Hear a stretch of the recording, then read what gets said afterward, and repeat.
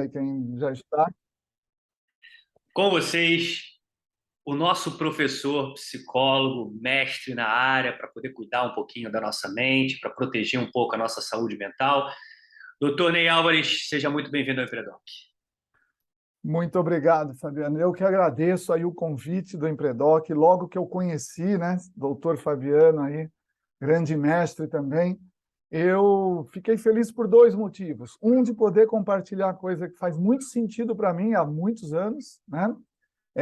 Eu sou profissional de saúde concursado há 34 anos, 33 para 34 anos, né?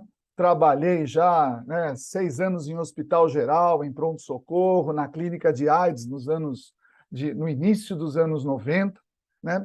Depois também, quando precisou se implantar em convênio com o Banco Mundial, unidades de AIDS em São Paulo, naquela época de 96 a 2000, participei, tive a honra de participar dessa equipe que implantou e cuidava de prevenção e assistência, e um momento em São Paulo que muitos profissionais de saúde foram deslocados de suas unidades porque não aderiram a um programa da prefeitura que o prefeito implantava, e teve muito sofrimento, e ali começou a fazer sentido também cuidar de quem cuida, né?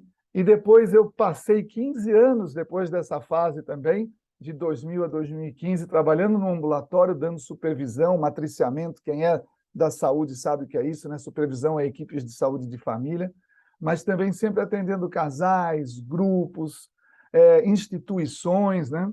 E de 2015 para cá eu tive a experiência ainda, embora ao longo desses anos eu coordenei a área de saúde mental, sempre atendendo a área do idoso, a área da AIDS.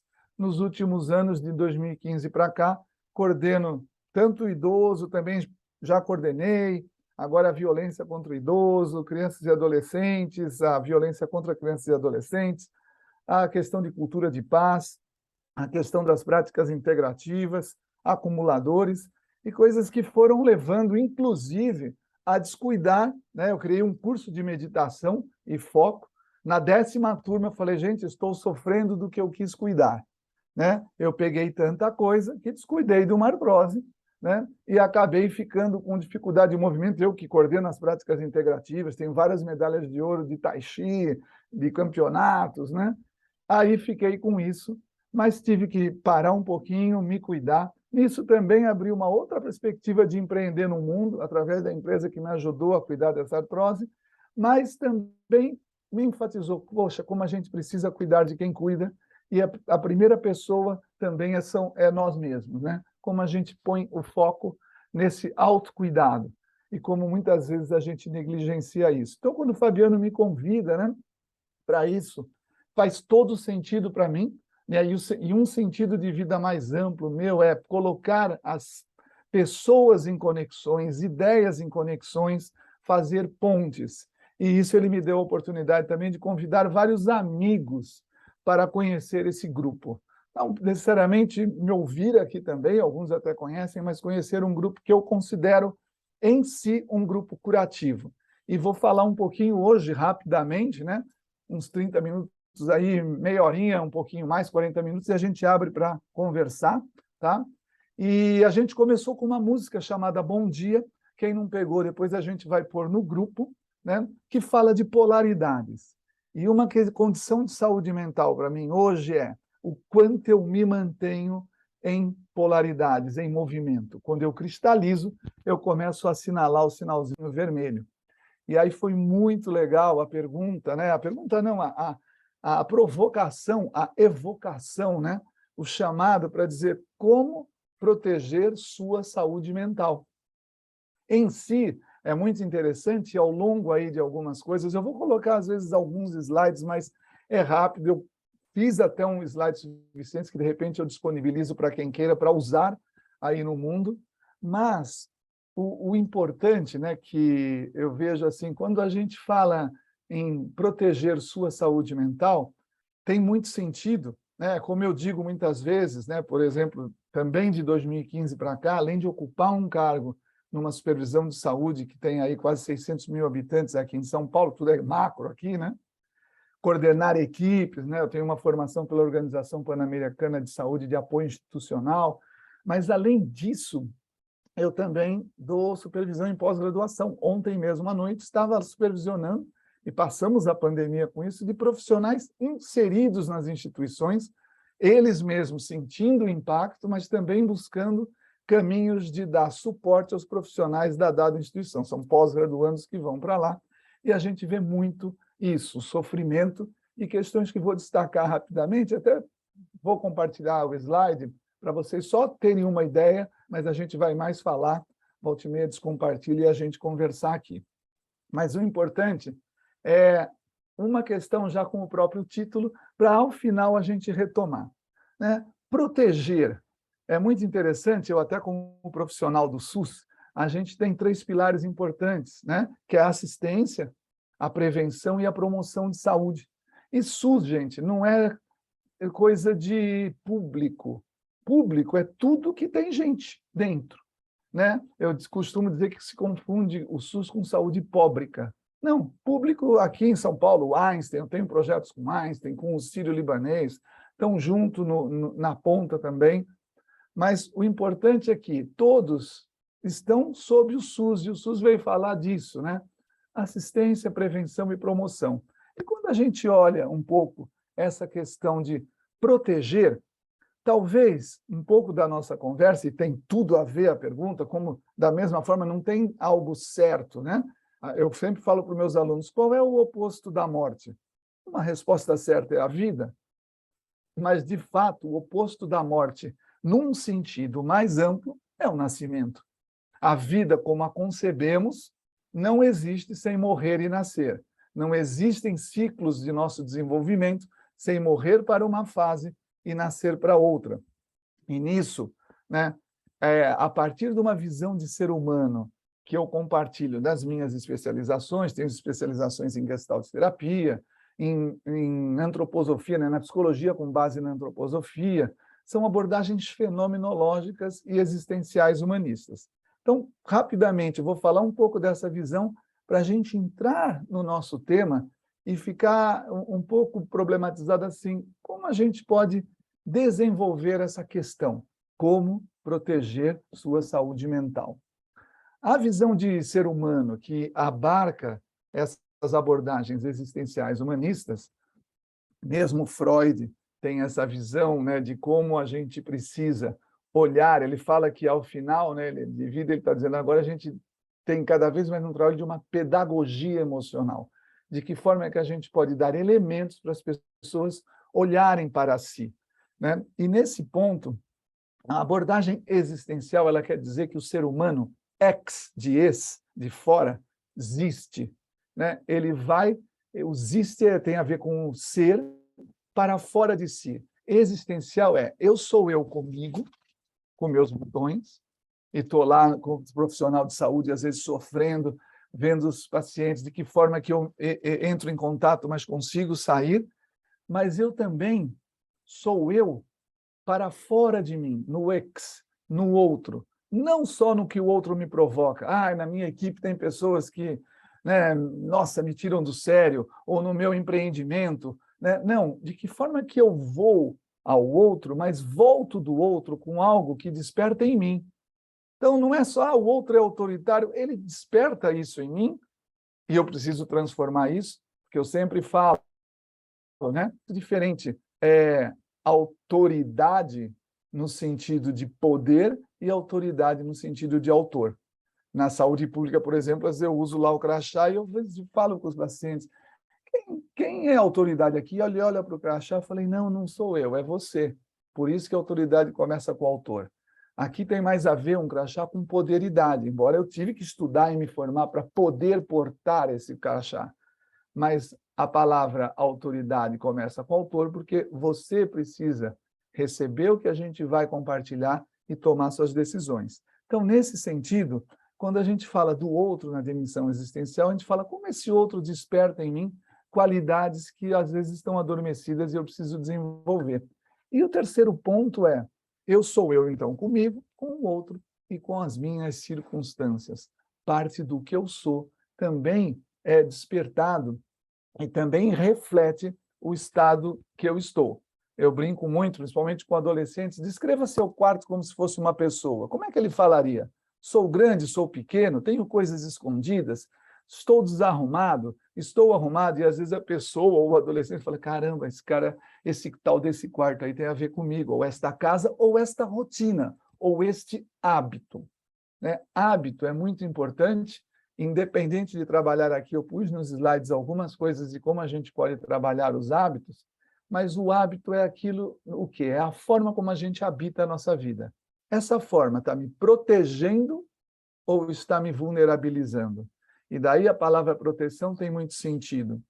Mas nessa concepção de que eu vou para fora, também, além de proteção da saúde mental, a gente precisa trabalhar como a gente promove, lá linkando com o SUS, promoção de saúde, como a gente consegue promover um novo estado de equilíbrio, um novo estado, voltar para mim e continuar. E por que também, né, então, nessa abordagem é humanista, ela pressupõe um caminho de vida.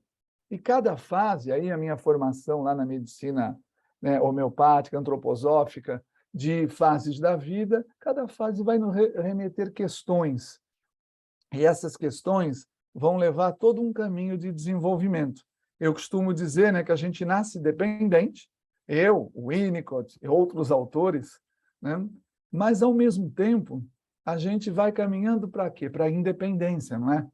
A gente, de fato, fala, poxa, eu estou me desenvolvendo, estou ficando independente. E o legal é que, né, legal e complexo, né? Porque, e acredito que o Empredoc tem muito esse papel, né? De repente, como auxiliar a gente a caminhar nesse sentido de vida, quando a gente está independente, mas aí é um terço do caminho de vida, porque os outros 2/3, o que a gente vai praticar? A interdependência. Né? E é muito legal, porque, olha, a gente sai de dependência para virar independente, e o resto, 2/3 da vida, a gente pratica não a interindependência, mas a gente percebe que precisa do outro. Quando a gente é de fato independente, eu me coloco para o outro. E aí, nesse sentido, eu vou trabalhar a interdependência. Acredito que o Empredoc vai trabalhar muito isso também. Como é que eu me conscientizo do outro em qualquer coisa que eu quero transformar no mundo. Né? Então, com essa visão, né, a gente fala, cuidar de mim. Eu protejo, sim, mas eu preciso promover saúde em mim e no outro. Então, é a minha, sim, como eu protejo, como a gente protege a sua saúde, mas a gente também vai anexar o nossa, porque eu estando bem, eu reflito no outro, o outro estando bem, reflete em mim. O meu curso que eu tinha lá, foram 10 turmas, alguns gerentes de unidades, por exemplo, os profissionais, ela falava, os meus profissionais falavam, vai para o curso do Ney, pode ficar tranquilo, a gente segura qualquer pepino aqui, porque você fica uma pessoa muito melhor com a gente. Os próprios gerentes riam, né? Riem, a gente já deu mais recentemente um desses, mas é muito interessante como a gente, ao cuidar de si, eu preciso incluir o outro. E saúde mental também, né? Até pela minha formação nas práticas integrativas, nessas abordagens, nós sabemos disso, somos profissionais de saúde, mas muitos entendem que saúde mental é algo que se passa numa mente ou num sentimento. E saúde mental também é pisar no chão, né? Na areia, na grama, se divertir, ter lazer, cuidar do corpo. Então, a própria questão ela é ampliada por nós, aí, nós profissionais, o doutor Fabiano também sabe disso, né? E a gente, quando teve esse título, falou, nossa, que legal, dá para a gente ampliar. Então, a ideia, eu vou fazer um pouco, até, o que eu estou fazendo aqui? O que eu já faço nos cursos de modo geral e no cuidar de quem cuida, seja na pós, seja na saúde pública, seja no consultório particular, que estou há 34 anos aí nessa lida também, que bom, no consultório. Eu vou até compartilhar um pouco do slide, só para passar, para vocês saberem, pô, de repente eu vou querer usar isso, vou pegar com o Ney, mas a ideia não é a gente acompanhar, é um pouco esse panorama aí, vocês verem alguns recursos que eu uso e algumas questões também que destaquei a partir do nosso contexto, eu também um curador ferido na questão do início da medicina, né? Do Kiron, né? Que tem ali uma ferida que precisa cuidar, né, nesse sentido. Então, eu vou compartilhar rapidinho e qualquer coisa a gente vai parar para conversar aí sobre as questões que vocês queiram contribuir, né? E eu sempre digo compartilhar. Como caminho de cura, então, caminho de cuidado, o caminho de preservar a saúde mental, de promover saúde mental, incluir o outro, eu sempre falo que é um caminho, uma trilha conjunta, por isso ela é compartilhada, né? Nesse ponto. Deixa eu compartilhar, então, aqui. Se eu já pego ele direto aqui.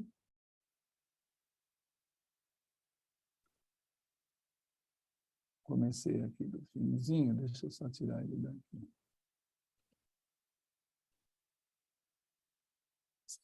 Vocês estão vendo direitinho aí? Sim, perfeito. Ah, legal. Então, vamos lá. Aqui a gente... Opa! Então, já isso que eu expliquei, como proteger a sua saúde mental, um pouco da minha história. Mas o que eu quero que a gente viva hoje aqui? Isso é essa presença, né? Por isso que quando eu falo meditação, não é nem assim, olha, eu vou cruzar a perna, não, como eu estou fazendo o que eu estou fazendo, sem sair de mim, não conseguindo voltar, porque sair de si sairemos. Perder parte da nossa estabilidade de saúde mental, sim, é da mesma forma que andar. Eu só caminho se eu me desequilibro. Mas uma verdadeira experiência é quando eu tenho consciência do que está fora do meu círculo, do meu hábito, do meu círculo habitual da maneira como eu vou percorrendo minha vida. Então, a ideia é que a gente possa ter isso aqui. Quando a gente fala em saúde mental, é só dar uma pequena gulgada, e nós sabemos isso, eu tenho estudado também o CID-11, né? Principalmente as questões aí de burnout, mas olha, se a gente não escuta isso no cotidiano, de profissionais, de nós mesmos, o que a gente fala de uma ansiedade generalizada, no guarda-chuva das ansiedades tem o transtorno de pânico e tal, mas fadiga, tensão muscular, palpitação, suor excessivo, dor de cabeça, disfunção sexual, né? Ainda nessa relação com o outro, disfunção gastrointestinal. Alguém já ouviu isso? Alguém já ouviu sinais clássicos aí do que a gente fala de depressão, né? Humor deprimido, uma tristeza, um desânimo, pensamento negativo, pouco interesse nas atividades, né? Dificuldades para dormir, alterações no apetite, perda de peso, de energia. Esquece os rótulos do CID. Até qualquer diagnóstico é um retrato. Mas muitas vezes a gente vê, principalmente nessa questão do burnout, né? O que a gente fala, né? Queimou, burnout, esgotamento, né? Um distúrbio emocional começou com a gente, hein, gente? O nosso ruim privilégio de que essa síndrome começa com profissionais de saúde, ela é diferenciada e aí a gente, né, espalha para todo mundo. Hoje é considerada, justamente como diz a definição, né, relacionada a situações de trabalho de modo geral, né? E justamente assim, considerado um estresse crônico no trabalho, ele vai falar aqui, né, que burnout é uma síndrome conceituada como resultante desse estresse no local de trabalho, que não foi gerenciado com sucesso. A palavra sucesso é interessante. Sucesso porque eu fui premiado. Sucesso é suceder, é manter-se em movimento. Quando a gente cristaliza, cuidado, sinal vermelho, porque a nossa saúde geral, e nela está a saúde dita mental, incluída. Então, 3 dimensões: esgotamento, aumento do distanciamento mental do próprio trabalho e, gente, do outro, né? Se eu me distancio de onde eu empreendo, de onde eu vou na instituição trabalhar, se eu não consigo ver recursos, porque eu digo, quando eu olhei o empreendedor, que falou, ensina cálculo financeiro, de repente, há visões, caramba, começa a dar saídas, porque eu vejo as pessoas se diminuírem. E eu sempre falo, olha, 99% dos problemas não são maiores que a gente é que se diminuiu, não estamos no nosso tamanho normal, senão a gente os veria com outro ângulo. Mas esse distanciamento mental, então, do trabalho, negativismo, cinismo, né? Aquela coisa, não acredito, não...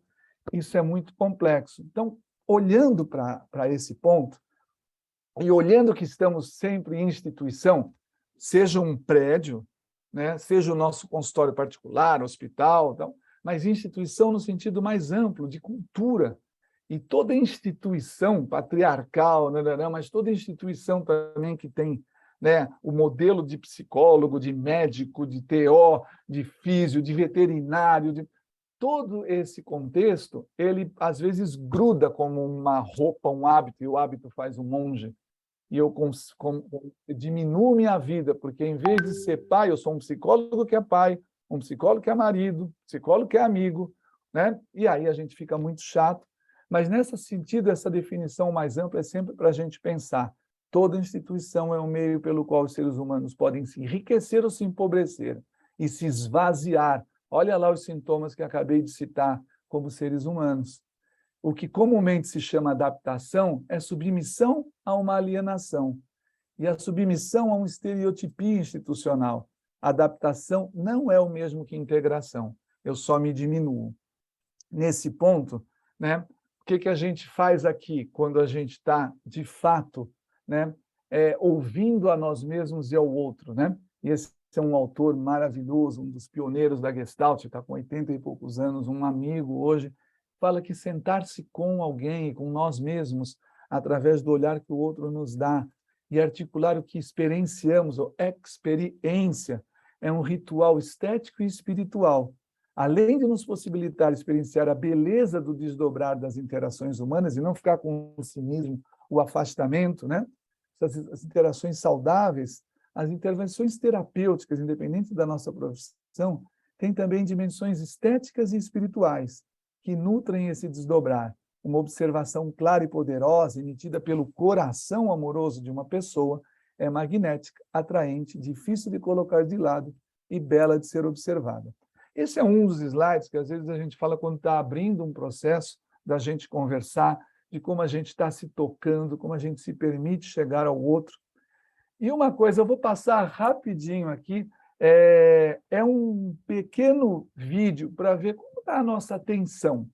Muitos já podem conhecer, eu uso muito também, uso no curso de meditação, mas para exemplificar algumas coisas que a gente vai falar na sequência, olha, eu vou apresentar duas equipes, uma de branco e uma de camisa preta. Eu quero que vocês se fixem nas pessoas de branco para ver quantas vezes elas passam a bola de basquete uma para outra. Ela começa aqui, aí passa para 2, o de preto vai estar no meio, meio atrapalhando, mas tentem focar a atenção, dar aquela respiradinha. Vamos lá dar uma olhada, então?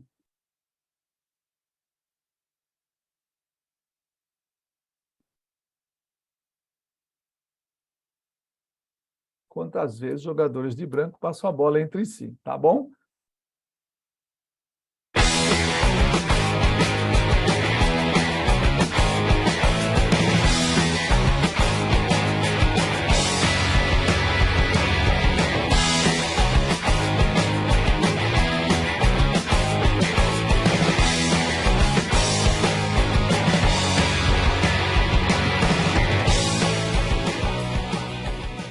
Opa, peguei aqui, passei para o próximo. Contaram?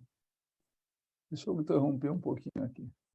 Conseguiram contar quantas vezes? Se quiser pôr no chat aí. 13. Legal. A Mara Sheila, doutora Mara Sheila. Legal. 15.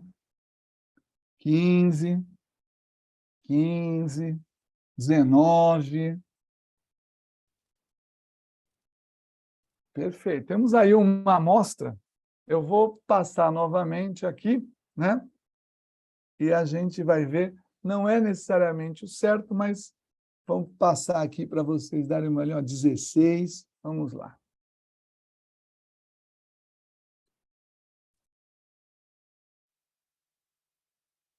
Vindo aqui, opa, tem que voltar aqui, vamos lá.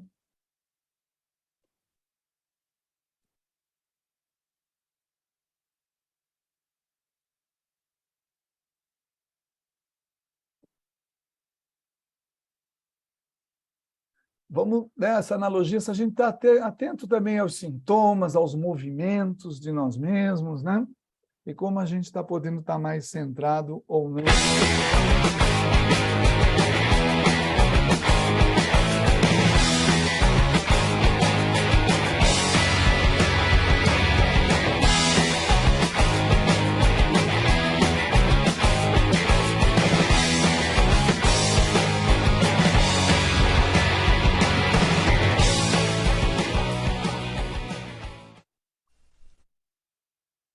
Aí vamos ver aqui. A resposta 15, mas, gente, às vezes em auditórios enormes, às vezes 10% consegue, mas quem que viu o gorila? E essa é a questão.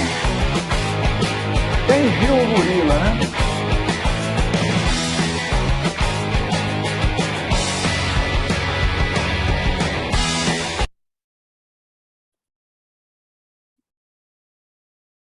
O pessoal viu o gorila, quem não viu o gorila, fica um pouco essa questão, a gente pode até conversar quando abrir, né? Mas muitas vezes é isso, né? A gente está ali tão focado, eu preciso cuidar disso, eu preciso, e eu não vejo, né? Ó, não tinha visto bater no peito. Com certeza. Uma vez uma pessoa viu até que tem um negócio do macaquinho, viu lá, ficou procurando um sagui e não viu o gorila. E aí um pouco onde a gente está pondo o nosso foco. Onde a gente põe o nosso foco vai ser também a forma como a gente se conhece. A gente vai falar rapidinho disso, a gente vai abrir para conversar, mas vai ficar disponível, vocês podem usar também um grupo. Deixa eu voltar a dar uma repassadinha para a gente até poder caminhar aqui, eu estou atento no tempo, a gente caminhar para esse compartilhar. Mas eu quero mostrar um pouquinho mais de alguns pontos, né? Então, nesse sentido, né, quando a gente... Deixa eu pegar.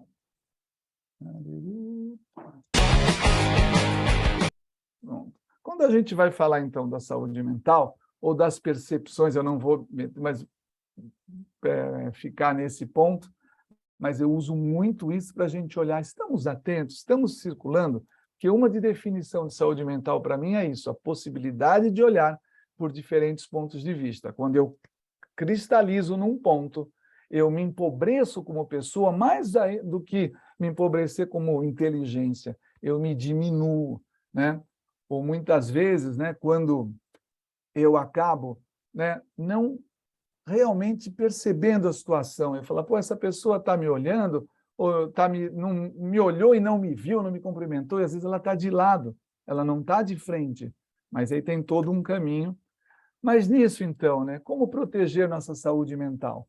Eu vou voltar nessa questão, mas para isso que eu falo aqui para que a gente proteja, a gente tem que promover. E para promover, a gente se entender como um ser humano mais amplo. O que ilustra isso quando eu falo com os profissionais? O mito da cura e do cuidado. Não vamos ler aqui, né? Mas eu falo rapidinho, né? Um símbolo para o profissional de saúde, o Heidegger, aquele filósofo, vai pegar isso lá 300 anos antes de Cristo, ele vai falar de um dos mitos da criação, de um ser que atravessa um rio, se vê refletido nesse rio e quer criar um ser a partir da imagem dele.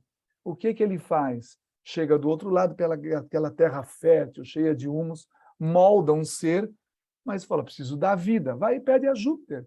Ô Júpiter, sopra aqui o espírito nesse ser. Júpiter ajuda e anima esse ser. Aí fala, legal, Júpiter, né? E o Júpiter fala, qual vai ser o nome? Vai ser cuidado ou cura, né? O cuidado é o nome masculino, cura é feminino. O Júpiter fala, peraí, tem que chamar Júpiter Júnior, eu que animei, eu que dei alma. Aí a Terra se levanta e fala, opa, peraí, mas olha para isso. Sou eu, é comigo, é a minha matéria que está aí. Chama um Saturno, um cara lá meio parecido com o meu, mas eu cortei o cabelo recente, não estou tão assim, mas que vem lá, né? E vai ouvir, dar um veredito. O que Saturno fala? Ele é dos três. Esse ser, ele tem essas três dimensões. E para ser justo, então, quando esse ser deixar esse planeta, o que é de Júpiter, espiritual, vai para Júpiter. O que é da Terra, volta para você, Terra. Mas enquanto ele existir, ele vai ser mais inteiro, quanto mais ele se parecer com o ser que o moldou, cura ou cuidado. E esse é o gancho da nossa fala de hoje. Né? Esse mito de 300 anos antes de Cristo vai falar o quê? De como, de fato, seremos mais inteiros e promovemos nossa saúde mental, quanto mais exercemos cuidado e cura. Só comigo? Não, porque não somos isolados, também na relação com o outro. Nesse ponto, e aí termina um pouco, fala, bom, mas o nome vai ser Terra. Não, não vai ser humus, né? Não vai ser cuidado, não vai ser Júpiter, mas uma terra não qualquer, não é terráqueo, mas humano. porque é feito dessa terra fértil. O que é isso? O que é terra fértil na nossa condição? E Heidegger usa essa fábula para falar da condição humana, né? Terra fértil é aberta às sementes. O que eu plantar, dá. O que eu estou plantando na minha vida como profissional de saúde, mas mais ainda como ser humano? É cada um refletir aí. Aqui vão um pouco as explicações de humus, de terra, né? Se vocês quiserem usar numa aula, é mais para isso, mas o importante é, somos seres multidimensionais. Então, não dá para a gente cuidar da gente sem cuidar do outro, não dá para entender saúde mental sem esses vários aspectos. Nós, que somos profissionais de saúde também, e às vezes em instituições, eu sempre falo dar uma gugadinha, tem o trabalho determinantes sociais de saúde. Conhecer alguém não é só aqui conhecer sua idade, sexo, fatores hereditários. Na hora que a gente vai ver o estilo de vida para até cuidar dessa pessoa, falar, não dá para cuidar só com aquela formação, sexo, hereditariedade e tal, eu já amplia. Na hora que eu vou ver as redes sociais e comunitárias que a sustentam, na hora que eu vejo as condições de vida e trabalho, ambientes de trabalho, desemprego, condições econômicas, o diagnóstico vai ficando cada vez mais amplo. E para finalizar essa entrada e também praticamente aqui a nossa conversa, o que isso tem a ver, então, com cuidar da nossa saúde, lá com uma ansiedade, a depressão, burnout, uma apatia. Eu separei alguns trechos de falas do Viktor Frankl, que é um médico de Viena, viveu até 92 anos. Com 91, ele falou, acho que é hora de eu parar de dar aula, vou escrever um livro, eu tenho esse livro, é o que não está em livros, né? Em meus livros. A primeira foi de espanhol, a segunda tradução já é do alemão, mas é muito interessante porque é um homem que foi para o campo de concentração com 37 anos, sempre lidou com a questão do suicídio, com a questão do sentido, e ele fala que esse sentido na vida não é algo abstrato, ele significa o quê? Né? Algo dentro de uma situação. E eu detalho depois, mas o que é uma situação que também implica a pessoa que eu sou? E isso também implica que algo tenha um valor que se destaque. Então, perceber o sentido, seja um sentido mais amplo de vida ou o sentido do momento, eu preciso estar atento. Daí o jogo com o gorila, com esses testes de atenção. Isso vai para vocês, essa definição de sentido. Mas aí o que a gente vê? Né? Saúde mental, então, é a arte de olhar por diferentes pontos de vista. E o Frankl vai dizer, nós, enquanto ser humano, somos livres para decidir e não podemos esquivar-se dessa liberdade. É uma liberdade que tem uma condição. E toda liberdade tem uma responsabilidade, uma habilidade de resposta. A missão associada a essa condição de ser livre, então, é diferenciar e decidir. Nossa saúde também está dependendo disso, né? Somente assim o ser humano vai enfrentar cada situação, né? E ao enfrentá-la, vai abrir o melhor caminho de sentido. Sentido, né? Como direção, sentido como significado. Sentido é sempre um caminho realista ajustado às circunstâncias. Conta nessa escolha a situação e a percepção da pessoa, como falei, mas também como eu estou acordado. Na formação em Gestalt terapia, a gente fala que não fala nem em 5 sentidos, vai falar em 7. Fora, né, paladar, olfato, audição, visão, tato, a gente vai falar em movimento, como eu estou no sentido da palavra, mas na medicina antroposófica vai além. Tem o sentido do calor, a própria percepção que a gente conhece como profissionais de saúde, né, o sentido de si, o sentido do eu do outro, né? O sentido, né, muitas vezes é isso da percepção de algo além, né, de um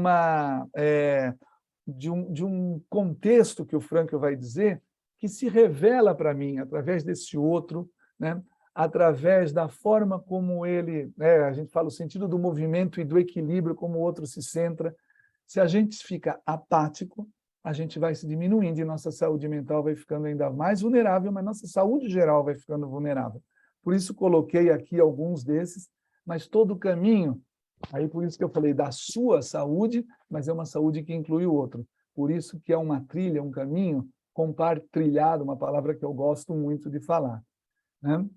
Então, e além da situação e da pessoa, tem que significar alguma coisa. Esse significado, né, e para a gente cuidar nessa saúde nossa, o que é o significar, né? Nessa questão de sentido, de nos dar direção e nos dar uma leitura, né? Um significado de fato de o que isso representa.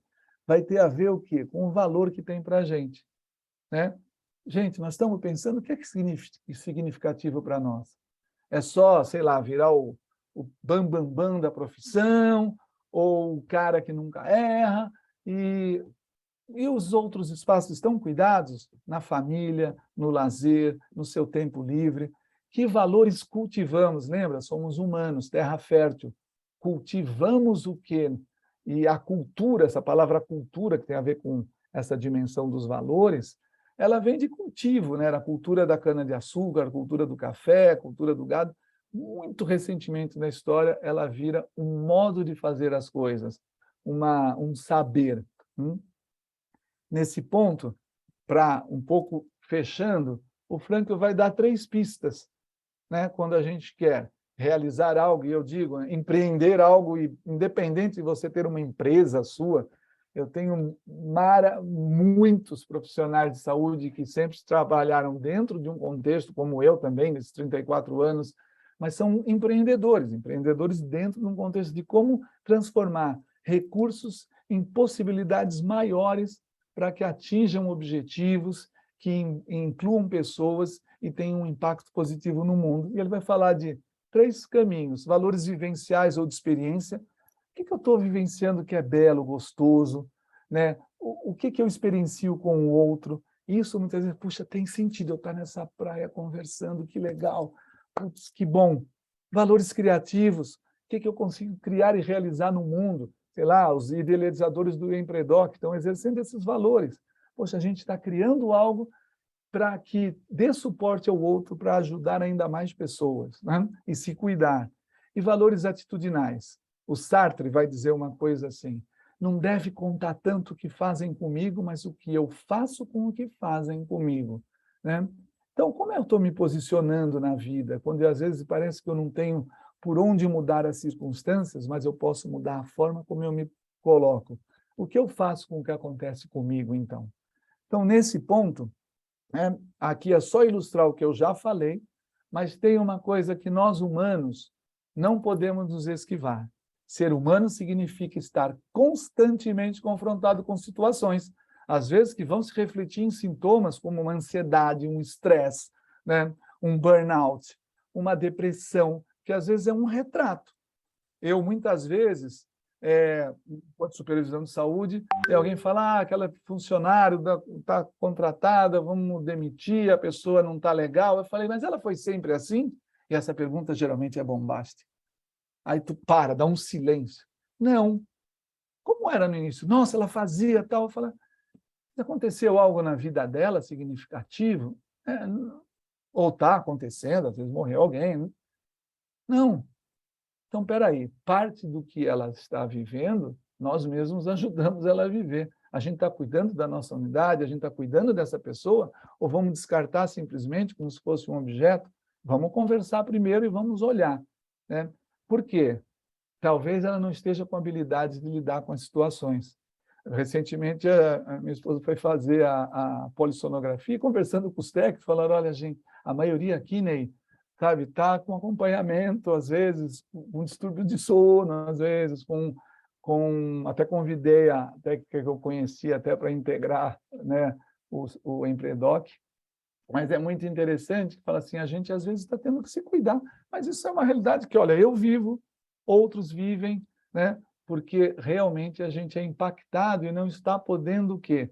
Sair de um ponto de vista, dialogar com o outro, ter um suporte para enfrentar. Isso, 8h45. Então, assim, voltando nisso, né? Ser humano significa estar constantemente confrontado com situações, cada uma das quais é ao mesmo tempo dádiva e incumbência. Olha que coisa, poxa, dádiva, legal, vou ganhar. Né? Do que ela nos incumbe, primeiro? Cumprir o sentido dela, estar atento e ver o que isso está me ensinando, como eu posso transformar isso em sabedoria para mim e para o outro, e para o contexto que eu possa contribuir. Ah, tá bom, me incumbe disso. Mas o que ela me dá? Ela te dá a possibilidade de nos realizar, de se realizar, né? Através do cumprimento do sentido. Poxa, mas não é um carro, não é um... A gente tem, muitas vezes, que converter e batalhar por condições ótimas de vida, ganhar bem, mas, enquanto humano, né, a grande idade vai poder realizar o sentido. Cada situação, portanto, é um chamado que devemos ouvir com os nossos sentidos todos, tato, paladar, movimento, equilíbrio, o eu do outro, com todos esses, a forma como eu me relaciono e me abro para a relação com o mundo, que devemos obedecer. Nós não somos onipotentes. Aliás, quando tentamos ser onipotentes, até na minha vivência pessoal e de todo o pessoal que eu acompanho, a gente não volta para a potência quando acontece um limite, a gente cai lá para o outro lado para a impotência. E aí a gente tem que trabalhar essa polaridade, que foi a música que eu comecei também, né? Se a gente for olhar a letra, depois é isso, tem dia que eu quero mudar tudo, tem dia que eu deixa para lá, né? Mas o que que importa, né? Tem dia que eu estou feliz, tem dia que eu estou... O importante é que os dias não são nunca iguais, tá? Fechando, então, aqui vão alguns textos de presente, né, que falam, que quem quiser poder usar. No Pearls da Gestalt Terapia, ele ensina uma coisa legal, a gente fala até de pessoas antissociais, mas também precisamos ficar atentos às sociedades antipessoais, né? E vão aqui, são o que eu já falei, tá? Se depois tiver tempo alguém não conhecer um autobiografia em 5 capítulos, a gente pode até fazer um pouquinho no final, é rapidinho, são a diferença de algumas frases, mas eu vou parar de compartilhar aqui agora, só para a gente conversar, e no final ou a gente faz isso, ou eu só termino com alguns slides onde a gente vai dizer justamente essa reorganização da pergunta. Como proteger, promover a sua, nossa saúde geral, mental, tá bom? Então, eu vou parar um pouquinho, talvez até quem quiser tem algumas questões, eu não consegui olhar o chat, não sei se o Fabiano estava olhando, mas para a gente conversar um pouco mais, que a gente tinha se comprometido aí deixar uns 15 minutos e tudo, não só para quem está aqui, para quem está vendo esse vídeo gravado, né? Poder, né, compartilhar e a gente olhar e diminuir essas condições que nos fazem menos do que nós somos, né? Mas fica um pouquinho, se vocês quiserem aqui, a gente só fala um pouquinho dessa questão do hábito das repetições na autobiografia.